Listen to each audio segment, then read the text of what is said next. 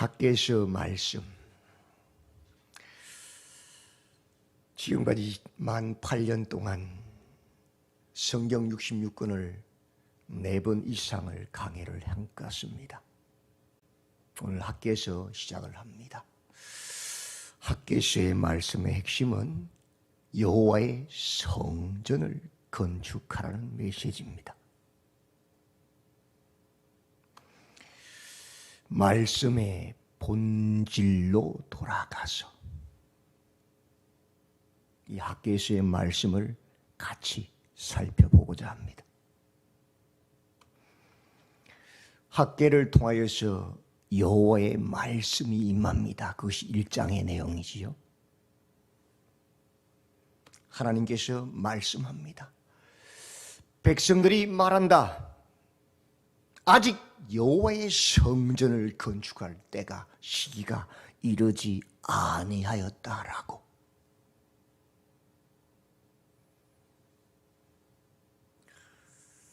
이스라엘 백성들이 하나님께 범죄하여서 세상에 빛이 되지 못하고 소금이 되지 못하니까 소금이 맛을 잃어버리면 버려져서 발에 밟힐 뿐이라 그랬잖아요.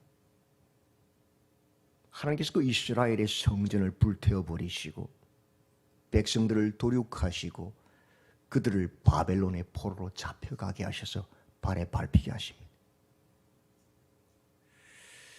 그리고 약속하신 70년이 다 차고 나서 그 약속대로 그들을 다시 그들을 무너뜨렸던 바벨론 제국이 무너지고 페르시아 제국이 서게 함으로 그 고레스 왕이 정책을 바꾸죠. 제국이 바뀌었으니까, 나라가 바뀌었으니까 상대방의 종교를 인정하지 않던 바벨론 정책에서 페르시아는 상대방의 종교를 존중하고 인정해줄 정책으로 바꿔버리잖아요.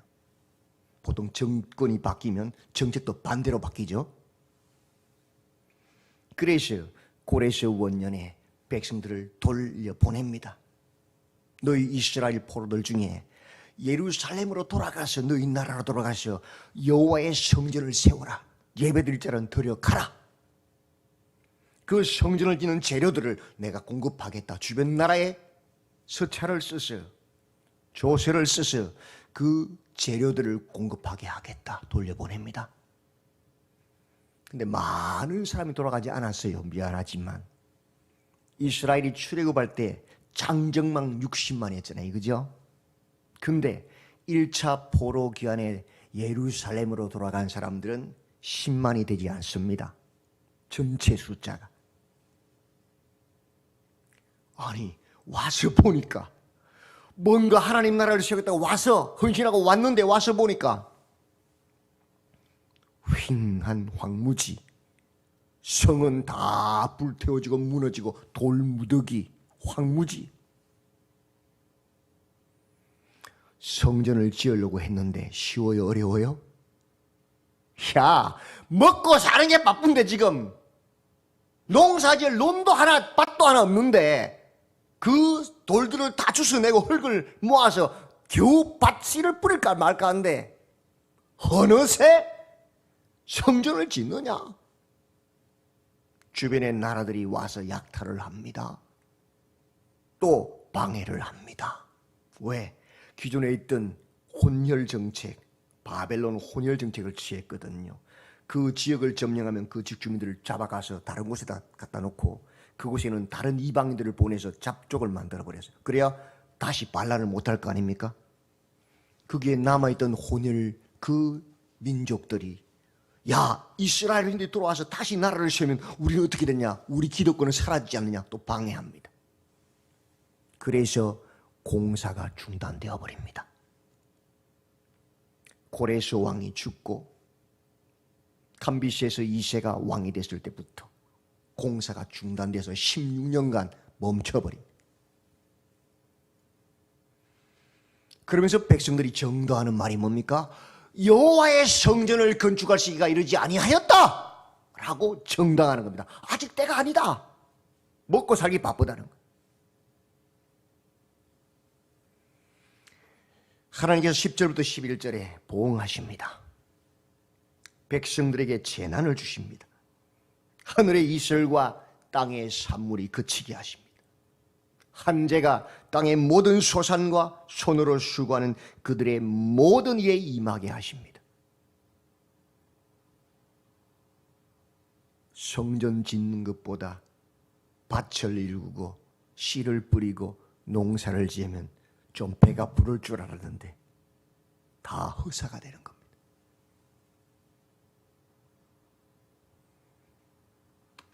하나님 말씀하십니다.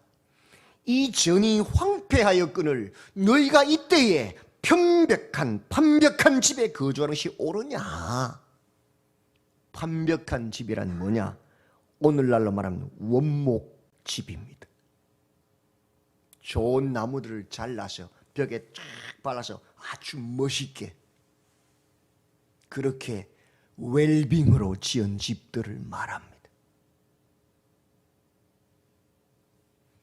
너희는 너희의 행위를 살필지니라.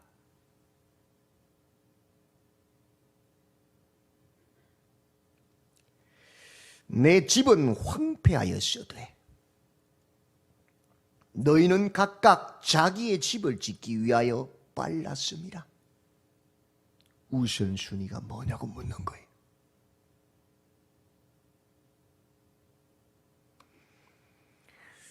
그들의 그 행위에 대한 소유에 대한 결과가 무엇이냐? 너희가 많이 뿌릴지라도 수확이 적으며 먹을지라도 배부르지 못하며 마실지라도 흡족하지 못하며 입어도 따뜻하지 못하며 일꾼이 삭슬 받아도 그것을 구멍 뚫어진 전대에 넣음이 되느니라. 많이 수확을 거둔 것 같은데 다 빠져나가버린 구멍으로. 많이 먹은 것 같은데 배가 안 불러.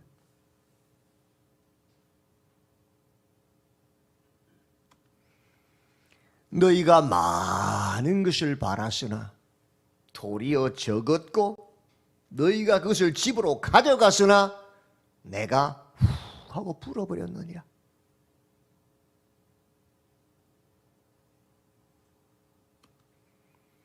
본질을 잃어버린 자들의 슬픔, 비참함을 보여주고 있습니다. 이것이 무슨 까닭이냐? 내 집은 황폐하였으되 너희는 각각 자기의 집을 짓기 위하여 빨랐음이라. 내 배 채우는 게 먼저였다는 겁니다. 본질이 우선순위가 전도된 것입니다. 바뀌어버린 거예요. 그것이 하나님 백성들의 비참함, 이스라엘의 실체의 모습이었습니다. 코로나로 우리가 예배를 제대로 못 드렸습니다. 그래서 그 시간에 집에서 가족들과 오락을 하든지 뭐 다른 일을 했겠지요. 직장을 더 일을 했든지. 근데 더 풍성해졌습니까?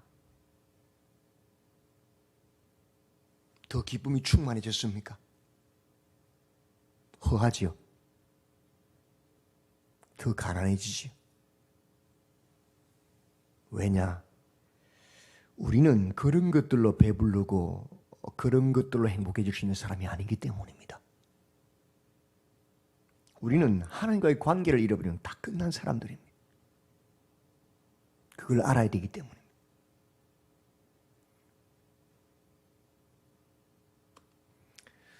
하나님께서 명령하십니다.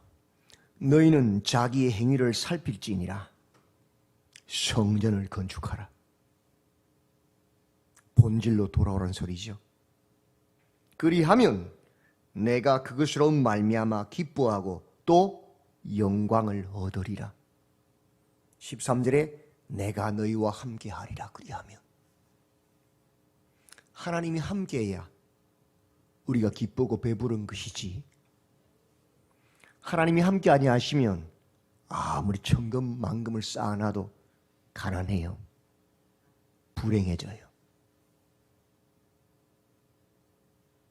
성도가 성도의 사명을 감당할 때 행복하지, 세상 그 무엇을 채워도 하나님의 기쁨을 누릴 수 없잖아요. 그죠? 학개서는 말씀합니다.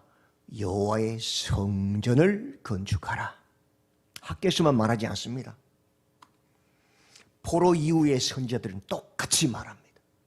에스라도 느헤미야도 학개도 다 같이 한 목소리입니다. 성전을 건축하라. 본질로 돌아가라 이 소리죠. 왜 먼저 그들이 똑같이 성전을 건축하라고 말하고 있습니까? 왜?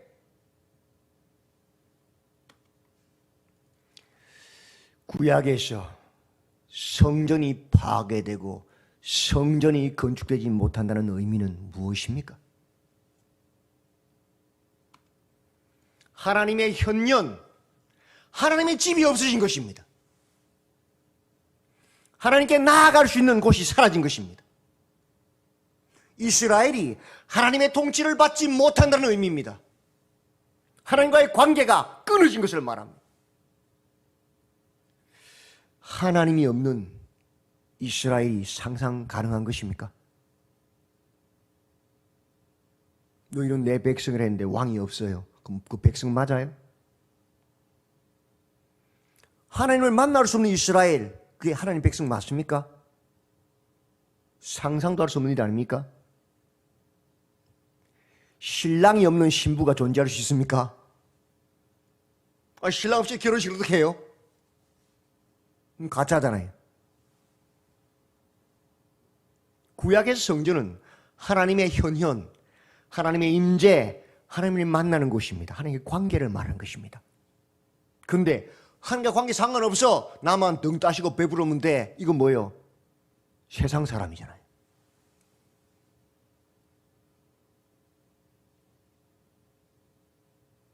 성도가 하나님을 예배하지 않고 하나님의 통치를 받지 못하고 등 따시고 배부르면 그게 성도입니까? 세상 사람입니까? 세상 사람이지요. 하나님의 백성 아니지요.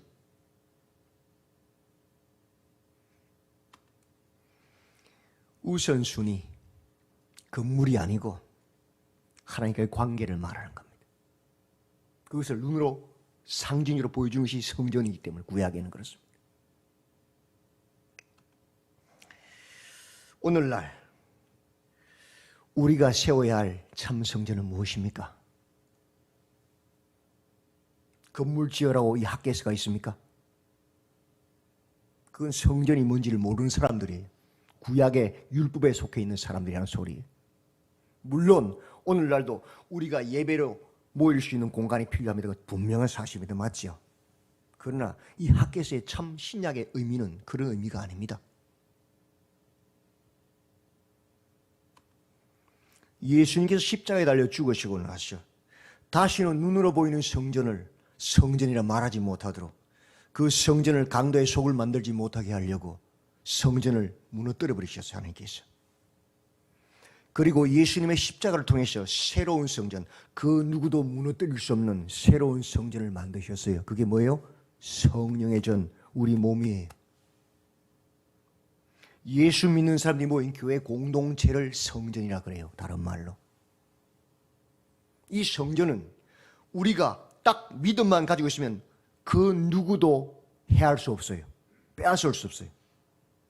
건물 성전은 군사를 쳐들어서 불태우려면 사라지지만 우리 몸 성전은, 우리 공동체 성전은 우리가 주 안에만 있으면 아무도 빼앗을 수 없어요. 목숨을 앗아가도 못 빼앗아요. 그죠?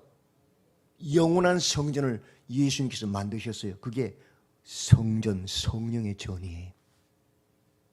내 안에 성령이 계시면 내가 성전이 되는 것이고, 우리 가족 안에 성령이 계시면 우리 가족이 성전이 되는 것이고, 우리 구역이 모여서 성령을 모시고 계시면 우리 구역이 성전이 되는 것이고, 우리 신창교회가 모여서 성령을 모시고 있다면 이곳이 성전이 되는 것입니다.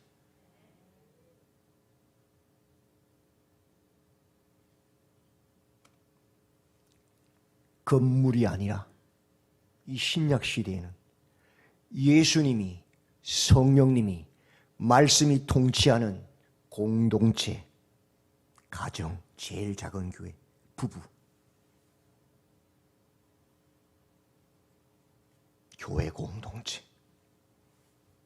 사회, 예수님이 통치하시는 사회, 그 참 성전을 건축하라는 것입니다. 사람끼리 모여 있다고 성전 아닙니다. 십자가 종탑 걸고 있다고 성전 아닙니다. 이단도 많잖아요. 교회 나온다고 다 성전 아닙니다.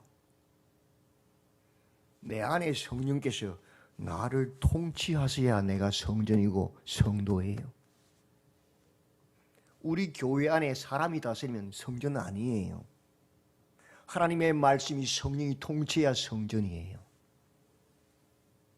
우리 가정에 예수님이 주인 되셔야 우리 가정이 성전이에요.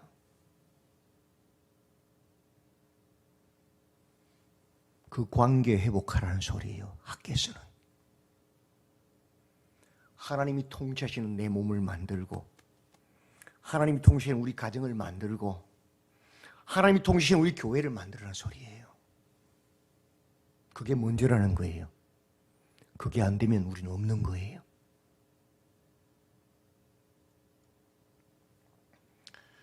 무엇이 우리의 우선순위입니까? 내 생각과 내 욕심을 성취하는 것이 우선순위입니까? 아니면 오늘도 나는 죽어지고 내 안에 계신 예수님의 소리를 듣고 성령의 음성에 순종하여서 그 성령의 통치를 받는 것이 우선순위입니까? 내 나라, 내 왕국을 세우는 것이 우선순위입니까? 하나님이 통치하신 하나님의 나라를 세우는 것이 우선순위입니까? 학교에서는 지금 우리의 것을 말하고 있는 겁니다. 너의 우선순위는 뭐냐? 내 가정이냐? 내 사업이냐? 내 교회냐? 아니면 하나님의 성령의 음성을 듣는 것이 우선순위냐? 하나님이 통치하시는 하나님의 교회를 세우는 것이 우선순위냐? 하나님이 임재하시는 우리 공동체를 만드는 것이 우선순위냐? 아무리 내 이름 높이고 아무리 내 왕국을 세워도 가난해집니다. 한재를 보내셔서 그 안에 기쁨과 평강이 없어요. 갈수록 미움과 욕심과 탐심으로 꽉 차서 강도의 소굴이 될 뿐이에요.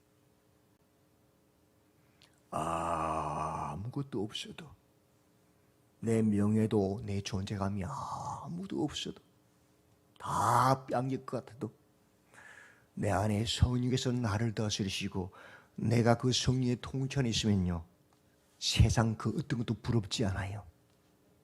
그냥 행복하고 감사하고 잠자도 벌떡 일어나서 하나님을 찬양하게 돼 있어요. 어떤 사람이 될지, 어떤 공동체가 될지는 우리가 선택하는 겁니다. 학교에서는 우리 분명히 말합니다. 우선순위를 분명히 해라. 하나님의 성전을 건축해라. 그리하면 그때에 여호와가 말하노니 내가 너희와 함께 하노라. 하나님이 함께하면 다 얻은 거잖아요. 하나님이 함께하면 오늘 밥 한 끼밖에 안 먹어도 기쁘잖아요. 하나님이 함께하시면 다 채우시잖아요. 하나님이 함께하면 다 가진 거잖아요. 비록 이 땅에서 소외되고 없는 것처럼 살지라도 영원한 하나님 나라를 소유하잖아요. 성전을 건축해서 하나님이 함께 하시는 하나님의 백성, 하나님의 성전으로 온전케 되시기를 주님의 이름으로 축원드립니다. 아멘. 하나님, 황폐한 예루살렘 그 황무지에서도 하나님은 우리에게 참 기쁨이 무엇인지, 참 행복이 무엇인지를 말씀하시는 하나님, 우리 일에 빨라서 세상 일에 취하여서 아무리 뛰어다니고 발버둥 쳐도 빈 구멍난 독에 물을 붓는 것처럼 살아가는 인생. 하나님과의 관계를 회복하여서 하나님의 성전을 우리 속에 건축하여서 하나님이 함께 하심으로 모든 것을 누리고 주님을 찬양하는 복된 본질적인 성전의 삶을 살도록 우리 모두를 붙잡아 주시옵소서. 우리 인생의 우선순위를 분명하게 하게 하시고 하나님과의 관계가 1번이 되는 우리 모두가 되어서 하나님과 함께하는 복을 누리게 하여 주시옵소서. 예수님의 이름으로 기도드리옵나이다.